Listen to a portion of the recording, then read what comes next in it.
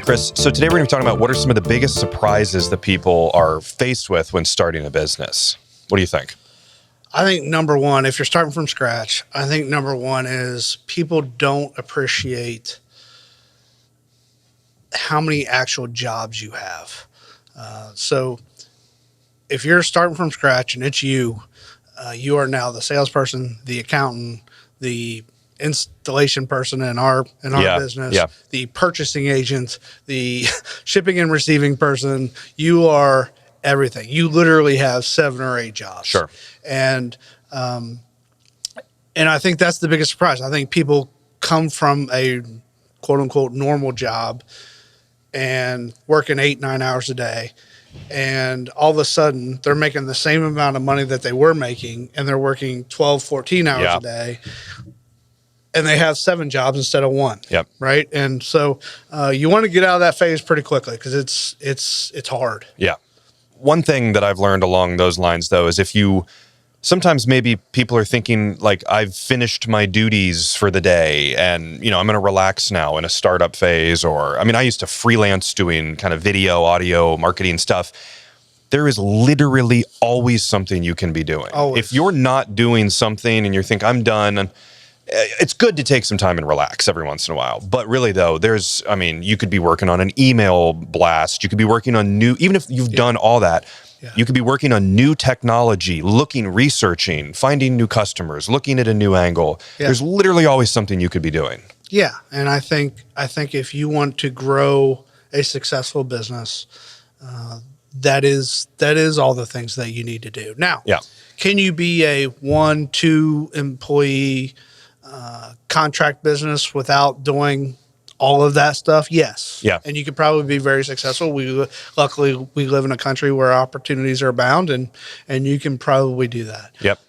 If you want to grow and scale and do all those things, then you're going to early days, you're going to be working a lot. And, people ask all the time to me about work-life balance, and they're so conjoined. I don't know how you can, I'm working at home all the time, and now, will I take off at 4:00 to go see a baseball game and then go home and work? Yeah, that's the freedom. Yeah, I will. I'll go watch my son play baseball or whatever, but then come home at 8:00 and I'm working until 10, 11 o'clock at night. Right. So, so those are all the things that just come with the risk reward, and for me, I feel like I wouldn't have it any other way. I feel like it's built in. It's what I did when I wasn't working for myself, to be straight up. I worked that way anyway, and that's part of the reason that I kind of made the jump. Is I was saying I'm doing all this anyway. Like, why am I not doing it for myself? Because I'm making that. We were owned by private equity at the time, and I'm making all these guys so much money, right? And I'm killing myself. I was traveling. I was probably gone away from home total half of the year. Wow. Right. Yeah. And it was just a lot. I was always on a plane. I was going around the world, and it was taxing and wearing. And so, and I treated it like my own anyway. Yeah. So why not make the jump? That's good. I want to get to another surprise for business, but I want to say that on what we're saying here, we live in a time now where AI can be extremely helpful. Fiverr, hiring people, kind of, outsourcing jobs, but those are kind of buzzwords now that make it seem like, let me just go to easy. AI. Let me go find, let me go on Fiverr, Upwork. Right. Going on Fiverr, for example, which again, if you're not familiar with it, is a website that has a bunch of freelance workers in usually around the world. Yeah. And they can cover any job, really anything. But that is not as simple as, here's a person, let me click them. You have to vet them. You have to work with them. It doesn't work out. They send things back. And a lot of times it's you're not doing it 9 to 5. They're in Singapore, and you're working. You're responding to them at 11 o'clock at midnight. Night. Exactly. So, but taking that time, that upfront time to learn how to work with AI or Fiverr or whatever, saves time later. But that again is that you should be working on something at all times. But I know for us here, we use a lot of the prompting AI tools to make our lives easier. But it took time up front to learn it. So I just think learning those tools and not being scared of technology can be really beneficial to people's. I mean, yeah. a lot of people are surprised by the 7 jobs they have when they start this thing, and my recommendation is you get out of that phase as fast as you can. You go as hard as you can and get out of that phase as fast as you can, because if you stay in the 7 job phase for too long, you're going to wear out. Well, how do you get out of that phase? What's some tips to? I mean, what like, you're doing everything. By that do you mean start hiring people? You have to grow. So I think it's really important to learn and understand yourself. I think it's really important. And what I mean by that is, what is your unique talent? What are you better than anybody else in the world at, or close to? Yeah. Right? What are you really, really good at? And the more you can focus your unique talent, and everybody's got one, the more you can focus your unique talent on that, the faster you can get out of the 7 job scenario, because that will help the business grow. And then you can hire people that do all the other jobs that are not that. Sure. And you don't have to worry about it. Okay, so the first surprise was working all the time, doing 7 jobs. What's another surprise that people might get slammed with when they go out and start this business, full-fledged? How hard your taxes can become. Yeah, that's a good one. Right? Yeah. Yeah. I mean, it really, you almost have to have an accountant of some sort, because it's not do your taxes yourself for the most part, unless that's your unique talent. Yeah, unless that's your job. But most of the time, it's your taxes become way more complex because of our tax code, and that's something that I just fingers on a chalkboard for me. I hate it. Yeah. But it's something that is, I think, surprises most people on how hard their taxes become. I imagine using QuickBooks and things along the way and managing to, and tracking all of your income from day one, and not going, well, what's this $500 from? Yeah. What's this $1,000 from? 11 months later, you have no idea.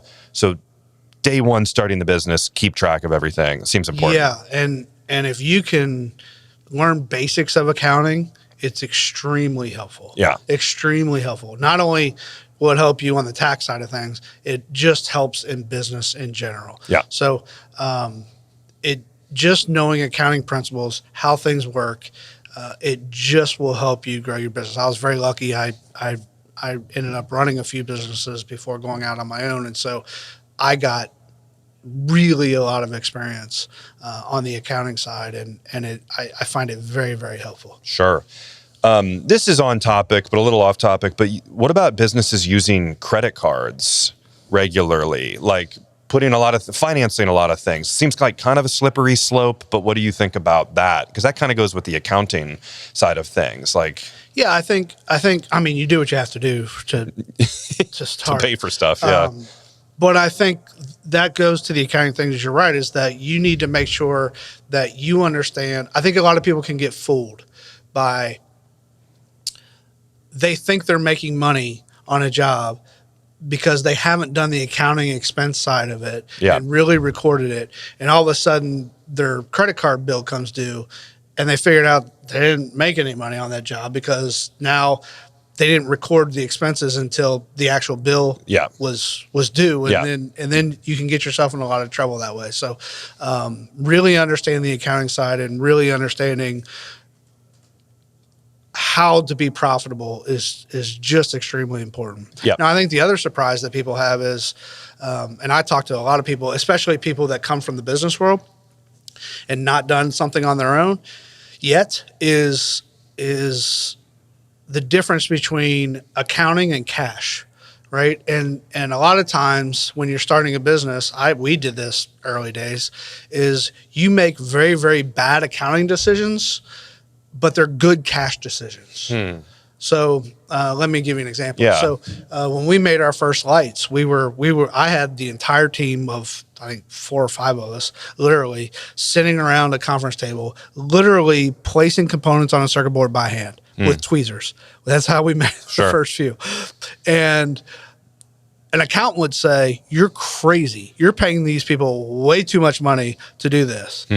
I couldn't afford I couldn't afford to pay anybody else more. I needed these people for other talents. Yeah. Right. But at that moment, you needed them doing that. And at that moment, I needed these boards made so I could get some revenue in, and I couldn't afford to pay somebody else to do it, even Sure. though it would have been cheaper. I still had to pay the people. I had a fixed cost Yeah. that I had to pay the people that were sitting around that table anyway. Yeah, yeah. And I couldn't afford the extra money to pay somebody else to do it. Sure. And so we've got, I mean, we tell those stories now, like, and they're funny, but Rob, the sales guy, made this contraption on an easel. I mean, it was a mess. It was a mess. Yeah. And but not only do you go through that and really get through bad times and do the right thing as far as cash versus accounting. Yeah. But man, we tell those stories today. They're Yeah. great. They're great stories. They build teamwork. They build a culture, right? That you can't do any other way than Yeah. sitting around. And you get to know people pretty well when you're tweezering, Yeah. when you're tweezering circuit boards. Yeah, Trust me. exactly. Yeah. So we talked about kind of the first, this is tons of jobs. This is more than I anticipated. We talked about the taxes. Let's talk about, we'll end on a surprise that's like a good, positive thing. What's one of the like really positive things that was a surprise to you from starting a business that's like, We've talked about this in another episode, but hands down, no question, how many people are willing to help you? Hands that's down. great. Yeah. You got to tell them, as we talked about, you Yeah. have to tell the world what you're trying to do. Yeah. But once you do that, you'll be amazed at how many people try to help you. Yeah. And you mentioned in this, and we've talked about it before, but like freedom to do what you want. And that doesn't mean that you're not going to be getting the work done. But again, if you have a sick kid or if you, You know anything about sick kids? Yeah, I know about sick kids in the winter with 3 kids under 5. Yeah.